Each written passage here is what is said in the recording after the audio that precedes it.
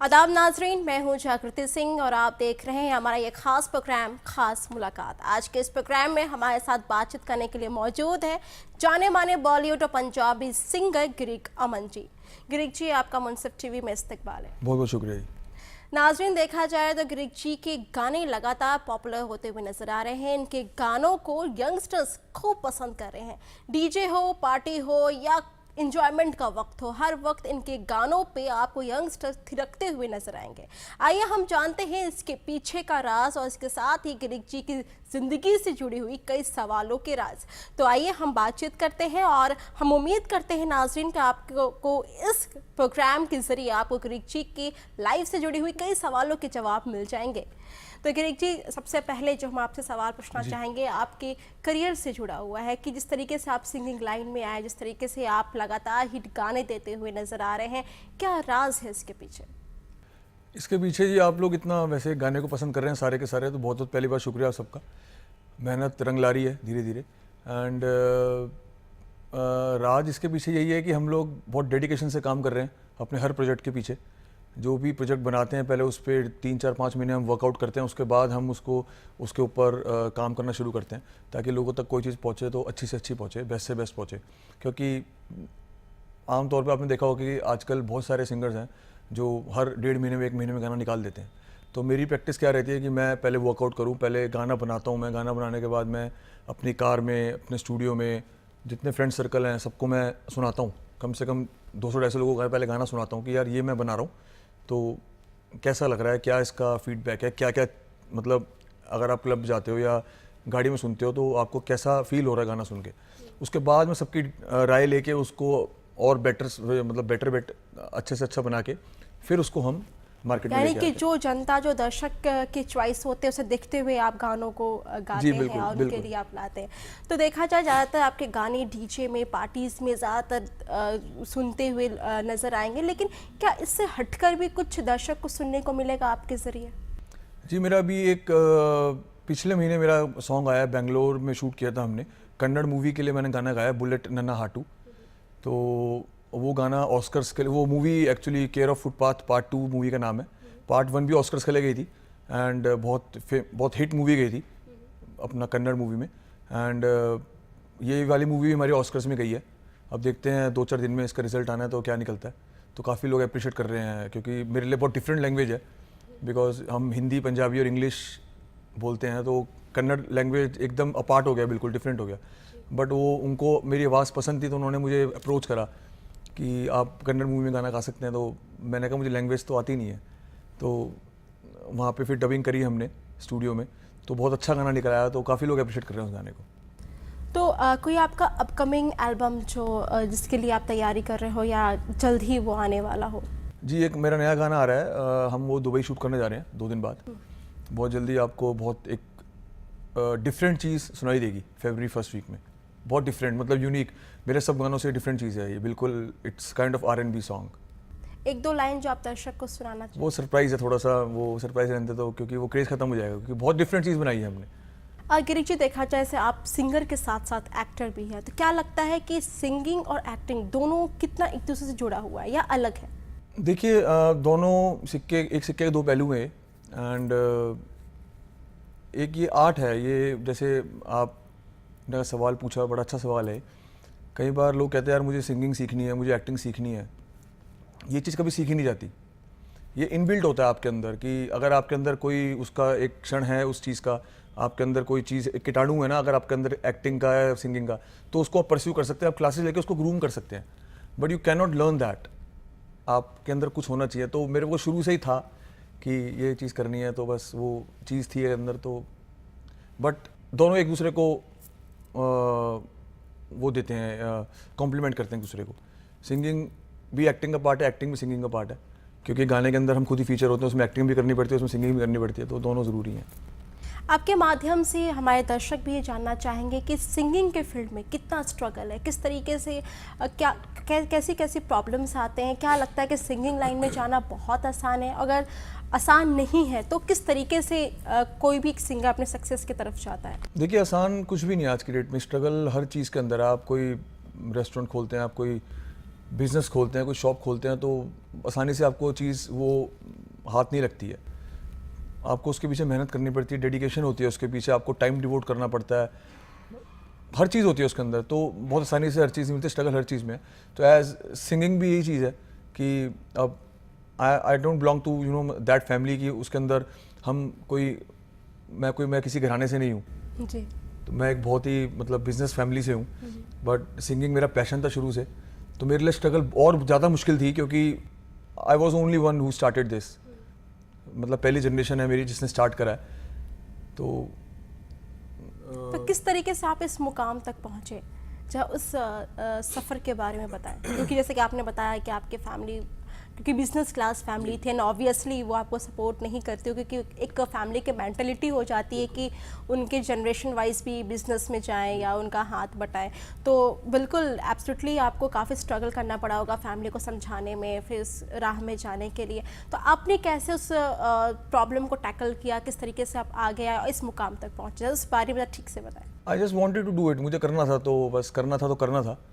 तो उसमें कोई ये नहीं है कि my first before my mom and dad were against this thing कि no you should join your business and do all this things. मतलब ये सिंगिंग हमारे मतलब का काम नहीं है, क्या कहाँ जा रहे हो, किस लाइन में एक्टिंग सिंगिंग हमने किसी ने नहीं किया, बहुत मुश्किल है, कहाँ तक जाओगे, कैसे करोगे।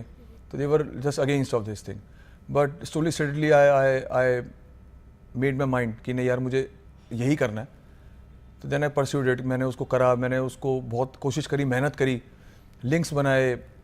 I remember the day when I launch my first CD. That time I was Aman. I was not Girik Aman. I changed my name, Girik Aman, sorry, Aman to Girik Aman. तो उस समय अमन था। तो nobody knows my that song, that album. That was a full album. उसमें 9 गाने थे। तो I went to one company, मैं नाम नहीं लूँगा। मैं कंपनी के पास गया, मैंने बोला सर ये मैंने एल्बम निकालनी है। I was a fresher, one new one. तो गाने सुने मेरे, and I remember that thing. CD ली एंड फेंक दी, बेकार है यार, ये चलेगी नहीं, ले जाओ इसको। तो वो चीज़ भी देखी है, वो चीज़ भी सुनी है, बहुत चीज़ फेस करी है। तो ये भी स्ट्रगल का पार्ट है एक, बट ठीक है, वो धीरे धीरे करके चीज़ सीखते सीखते यहाँ तक पहुँचे। आज के but now my mom dad are very much supportive. They उनको दिखता है कि यार he is going good and fan following अच्छी हो रही, टचवुड लोग प्यार दे रहे हैं। So now they are in favour कि ठीक है, करो करो, गुड। आज के वक्त में भी ऐसे कई न्यू जनरेशन के लोग हैं जो सिंगिंग लाइन में हैं और उन्हें उस मुकाम तक वो नहीं पहुंच पाते, उनके लिए आप क्या मैसेज देना चाहेंगे? Just do your hard work. कोशिश करते रहें, हार ना माने, क्योंकि हार मानना is not is not a solution. करते रहें, जीत एक दिन देखिए, परिश्रम करते रहेंगे तो जीत जरूर मिलेगी, ये फैक्ट है। कहीं ना कहीं ऊपर वाला देख रहा है कि आपकी हार्ड वर्क आपके उसको तरक्की मिलेगी। तो कोशिश करते रहें, हार ना माने। बस कोई भी अप्स एंड डाउन्स आए तो जस्ट कीप ऑन गोइंग। देखा जाए तो आज के वक्त में जो जिस तरीके से गाने सुनने को मिलता है, चा बोतल vodka party, crazy for the party, क्या इस तरीके के जो गाने होते हैं उससे कहीं ना कहीं एक फैमिली है जो खफा होती हैं, नाराज़ होते कि क्या वक्त आ गया है, किस तरह के गाने आने लगे हैं। तो उन फैमिली की नाराज़गी को हटाने के लिए आप क्या कहना चाहेंगे? क्योंकि बच्चों को भी वो कहते हैं कि ऐसे गाने मत सुनो, ये सही नहीं है। क्या आपको भी लगता है कि ऐसे गाने आज कल के जनरेशन के लोगों को नहीं सुनना चाहिए? नहीं, ऐसा नहीं है।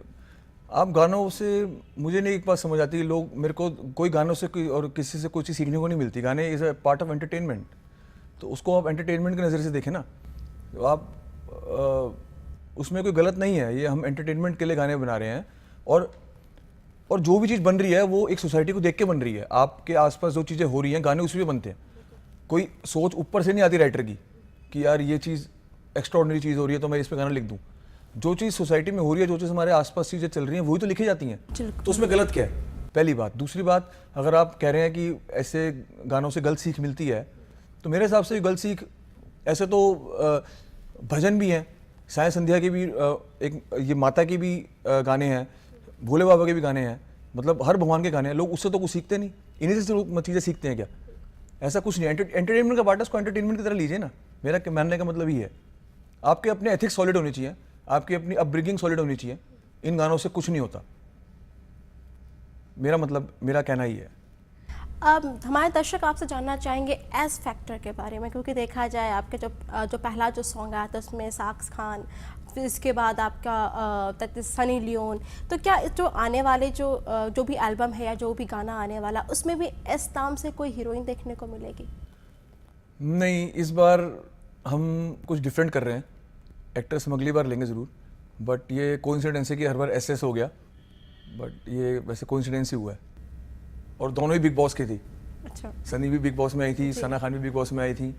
हम प्लान कर रहे थे इस बार कुछ, बट वी ड्रॉप्ड इट, क्योंकि अब हर बार अगर एक मोनोटोनस चीज़ हो जाएगी ना, अगर मैं हर सॉन्ग के अंदर एक्ट्रेस ले आऊँगा और हर सॉन्ग के अंदर वो चीज़ रेपिटेटिव होगी तो लोग भी बोर हो जाते हैं। लोग कहेंगे यार इसका तो यही है कि अपना या तो बेयर बॉडी आता है या एक्ट्रेस ले आता है, बस दो चीज़ें कॉमन हो गई हैं।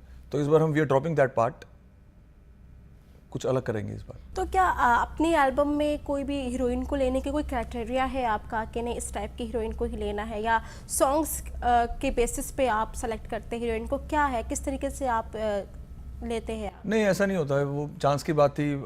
सनी लियोनी जब ली थी तो आई वॉज हम किसी होटल ललित में आई थिंक हम डिनर कर रहे थे, तो सनी लियोनी भी वहीं पे डिनर कर रही थी, किसी मूवी के प्रमोशन के लिए आई हुई थी वहाँ पे।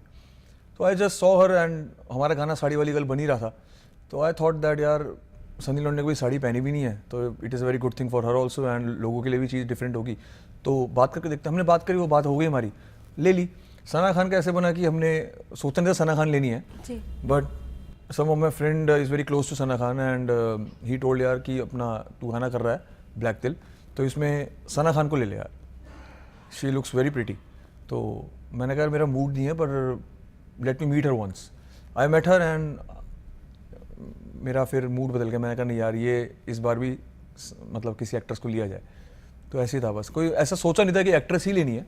इस बार उल्टा हम एक्ट्रेस लेने की सोच रहे थे, बट हमने फिर ड्रॉप कर दिया कि यार वो मोनोटोनस चीज़ जाएगी बहुत ज़्यादा, कुछ डिफरेंट करेंगे। जी बिल्कुल। तो फिलहाल गिरिजी वक्त हो चला एक छोटे से ब्रेक का, तो नाजरीन हम ब्रेक के बाद गिरिजी से और भी कई पहलुओं पे बातचीत करेंगे और हम जानेंगे इनके पीछे के राज, और हम बताएंगे आपको कि आखिर सक्सेस के पीछे की क्या वजह है, इन्हें क्या पसंद है नापसंद है। तो हम पसंद नापसंद का भी ख्याल रखते हुए कई सवाल पूछेंगे, और हम उम्मीद करते हैं कि आपको सारे सवालों का जवाब अभी नहीं मिला होगा। बने रहिए हमारे साथ, क्योंकि ब्रेक के बाद सवालों का सिलसिला जारी रहेगा।